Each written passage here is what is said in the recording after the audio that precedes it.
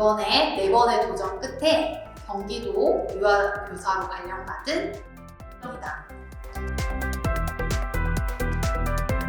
일단 제가 재수를 할 때 제 친구가 민쌤을 추천을 해주었는데요. 그때 자료도 되게 많고 도움이 많이 된다고 이야기를 해주어서 민쌤을 그때부터 수강해서 쭉 들었습니다. 민쌤 굉장히 따뜻하시고 그리고 항상 많이 베풀어 주시려고 하시는 게 제일 큰 장점이라고 생각하고요.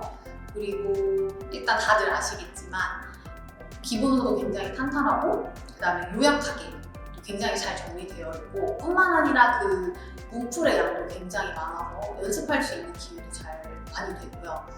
그리고 모의고사 시즌에는 직접 이제 조교님들이랑 함께 채점을 해주시면서 제가 어떤 점이 좀 부족한지 그런 것도 파악해 주셔서 중간중간 면담을 할 때 그런 부분들에 대해서 잘 안내해 주십니다. 일단 저는 이제 4번째 도전을 하는 거라서 목표를 좀 확실하게 세우려고 했고요. 그 제일 첫 번째 목표가 제가 왜 불합을 하게 됐는지를 파악하는 거였습니다. 그래서 제가 계속 시험을 보니까 암기가 부족했던 거, 그 다음에 키워드가 자꾸 빠졌던 거랑 그 다음에 이제 문제를 볼 때 조건을 자주 이렇게 누락하는 경우들이 많았어요. 그래서 그걸 제일 큰 목표로 잡고 그 불합 요인을 극복하자. 그걸 올 한 해 목표로 삼고 공부를 했습니다. 그래서 암기는 일단 구술을 통해서 좀 반복적으로 초반부터 조금 했었어요. 네. 저는 처음이 아니라 여러 차례 도전을 했기 때문에 이제 초반부터 암기가 가능했지만 이제 처음 시작하시는 선생님들의 경우에는 이런 시기에는 이론에 대한 이해를 충분히 하시면서 간단한 것들은 단계명 정도는 암기를 같이 초반부터 해주시면 좋을 것 같다라는 생각을 좀 했고요. 그 다음에 문풀 시즌에 들어가서는 조건을 놓치지 않는 연습을 굉장히 많이 하려고 했어요. 그래서 그 시즌에는 이제 문풀 풀어보고 또 자주 틀리는 문제는 따로 체크를 해서 이제 개별적으로 복습할 때 한 번 더 풀어보는 식으로 진행을 했고 모고 시즌에서도 마찬가지로 이제 모고를 보고 틀린 부분들은 제가 따로 적어놓은 다음에 구술을 통해서 부족한 부분은 반복적으로 암기했습니다.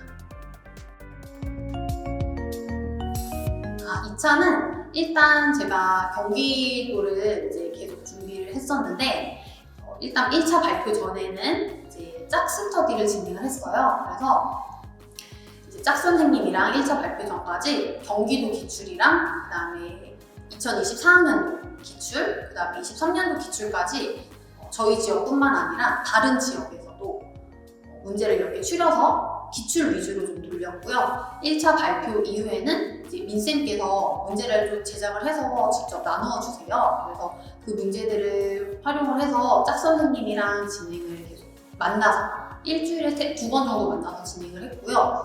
그 외 시간에는 제가 면접, 부상형이나 또 즉답형은 조금 더 보완이 필요하다고 생각을 해서 전화로 직접 부상하고 즉답하는 연습을 같이 했었습니다. 그리고 더불어서 1차 발표 이후에는 이제 경기도 시책을 많이 이제 찾아보고 나름대로 정리를 하고 그 다음에 수업이나 면접 연습할 때 녹여내려고 노력했는데 여기서 제가 좀 아쉬웠던 점은 그 시책 관련된 자료들을 1차 발표 전에 찾아보고 정리를 미리 해두는 게 정말 필요할 것 같다라는 생각을 했습니다.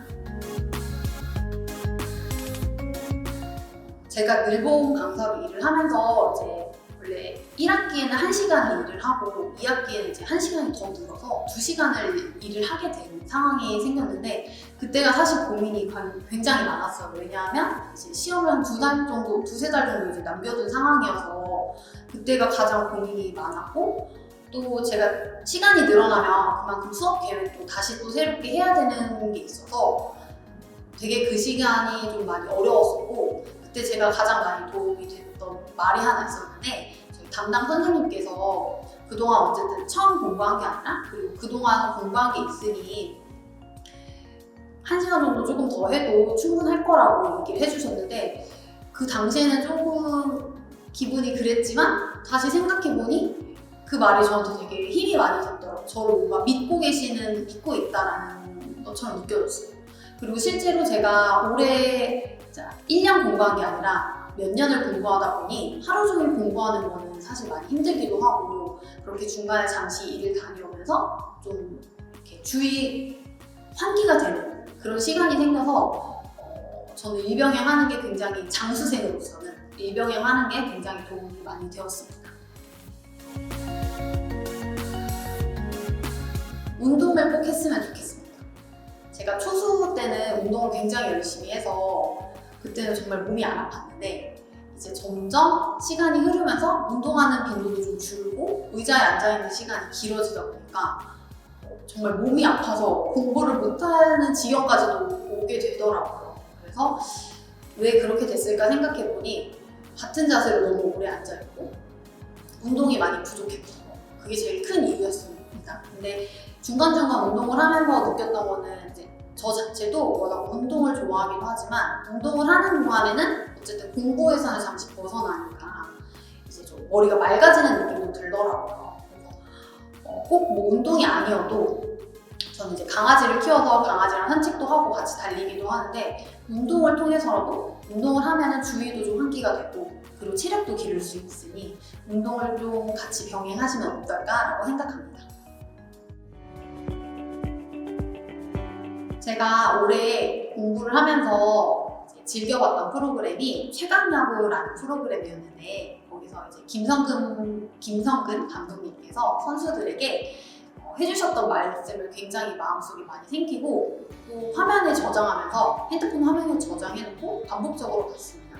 그 문구가, 하나는 타협하고 후퇴하지 말자, 또 하나는 해변과 이유가 많아지면 앞으로 갈 수 없다라는 말이었거든요. 그래서 제가 공부를 하면서 육아도 하고 일도 하면서 때로는 지치기도 하고 정신적으로, 정서적으로 힘든 부분들이 있을 때마다 항상 저 말을 생각했습니다. 그래서 뭔가 스스로 타협하지 않으려고 하고, 내가 이 일을 하고자 하는 이유가 명확하니 그것만 생각하고 공부하면서 앞으로 나아가자, 이 말을 항상 새겼어요. 그래서 제가 이제 합격한 이후에 선생님들께서도 공부 어떻게 하셨냐라고 물어보실 때 항상 저 공부를 말씀드리는데, 선생님들께서도 공부하시다 보면 때로는 오늘 하루 쉬고 싶다 이런 생각을 하실 때도 있지만, 가끔은 내 자신과 타협하기보다는 공부를 함으로써 합격의 길에 더 다가갈 수 있다, 앞으로 갈 수 있다 라는 생각을 하시면서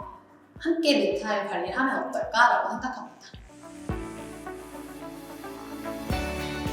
합격을 하고 보니 정말 내가 뜻이 있고 마음이 있고 하고자 하는 이유가 명확하다면 누구나 합격해서 정말 교사로서 행복한 삶을 누릴 수 있구나라는 생각이 들었습니다.